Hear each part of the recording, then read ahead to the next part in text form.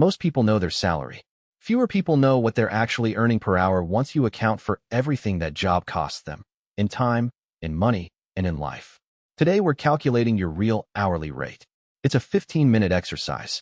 The number it produces tends to change how people think about job offers, career moves, and whether the current setup is as good a deal as it looks.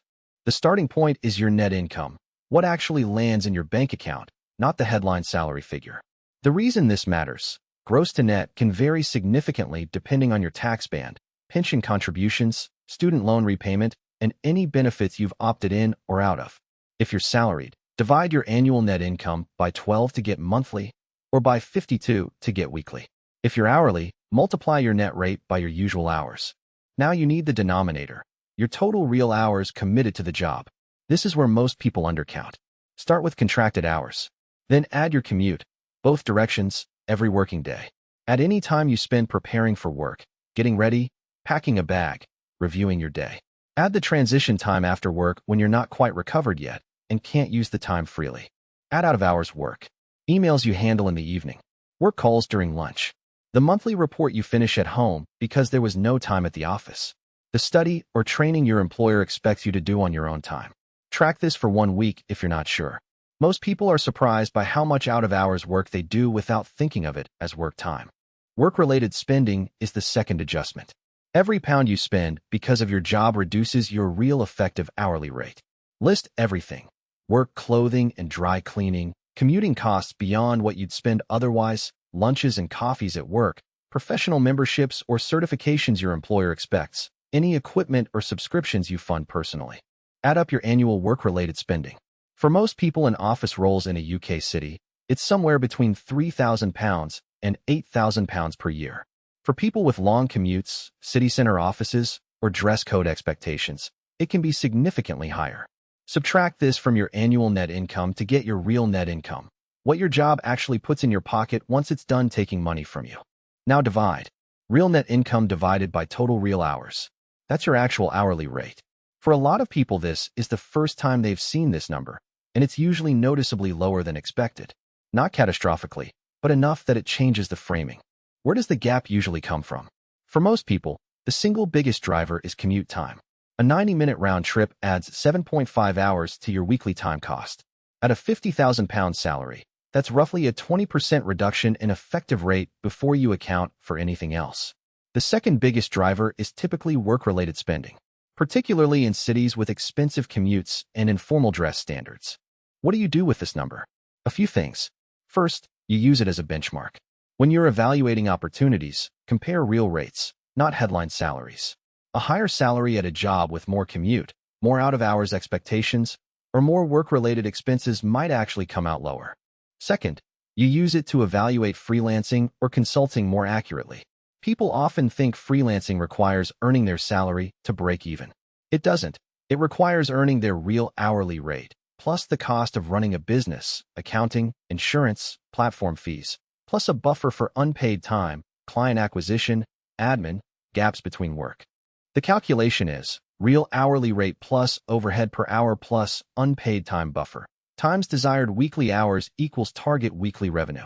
Third, you can use it to evaluate lifestyle choices that affect work-related costs. If your commute costs you £5,000 a year and 400 hours, and you could move to a role where it costs you £500 and 100 hours, what's that worth? The saving is real, both in money and in time you'd otherwise be exchanging for income. There's a more philosophical version of this calculation that some people find useful. Your hourly rate tells you the cost of an hour. If you're billing your hours to an employer at your effective rate, what are you buying back from yourself when you spend on something that reduces your hours worked? This is the basis of Vicki Robbins' work in Your Money or Your Life. Your spending is time, not money. Whether you find that framing useful depends on how you think about money. Tax-advantaged accounts are one way to raise your real rate without changing your salary. If you're contributing to a pension through salary sacrifice, for example, you reduce your taxable income, which reduces your tax bill, which raises your effective take-home per hour worked. This doesn't show up in your gross salary or your stated hourly rate. It does show up in your real hourly rate if you calculate it properly. Benefits packages are another variable most people undercount. Employer pension contributions, private health insurance, life insurance, income protection, cycle-to-work schemes, Gym memberships. These have real monetary value that doesn't appear in your salary figure. When comparing two job offers, calculate the total value including benefits. Then run the real hourly rate calculation with both. Side income complicates the calculation in an interesting way. If you freelance outside of employment, that income is generated in your non-employed hours. Adding it to your numerator without adding the hours to your denominator raises your effective rate, but only if the hours genuinely come from time you weren't spending on your main job. The question to ask is, what am I giving up to generate this income? If it's leisure time, it belongs in the denominator. Career decisions often come down to unquantified feelings. This role feels like it pays better. This commute feels manageable. The real hourly rate calculation forces quantification. Not because feelings don't matter, but because knowing the number means you're choosing deliberately rather than guessing. People who do this calculation occasionally tend to make different choices than people who never do it. Not necessarily better, but more deliberate. For employed people considering a pay rise negotiation, the real hourly rate gives you a sharper framing. You're not just asking for more money. You're making an argument about the real value of your time relative to what the role actually costs you. If your commute has increased, if your work-related spending has increased, if your out-of-hours time has increased, these change your real rate, even if your salary hasn't moved. Self-employed and freelance rate setting is a common area where people undercharge significantly. The mistake is anchoring to an employed hourly rate equivalent.